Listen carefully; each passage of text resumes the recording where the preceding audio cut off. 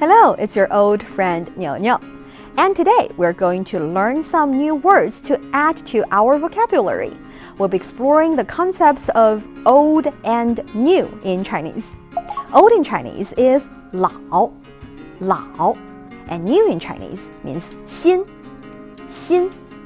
These characters are commonly used to describe the age or condition of various things such as objects, buildings, clothes, or even ideas. For example, like I said in the beginning of this video, hello, it's your old friend 牛牛. We're going to learn some new words. It's worth noting that, similar to old, the character 老 can at times carry a more subtle connotation of being outdated.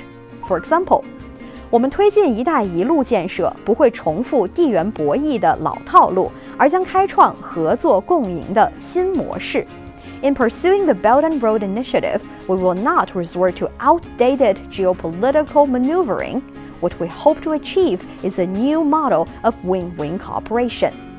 In this sentence, 老套路 is being compared with 新模式. Here, 老 not only denotes an old method, but also implies the method is outdated.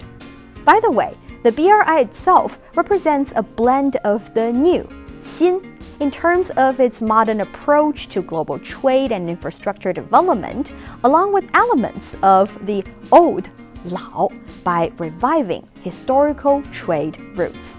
新, 老, new, and old. 你学会了吗? Oh, here's a funny question for you. Do you know why husbands and wives in Chinese are affectionately referred to as 老公 and 老婆? Stay tuned for more fascinating insights in our future lessons.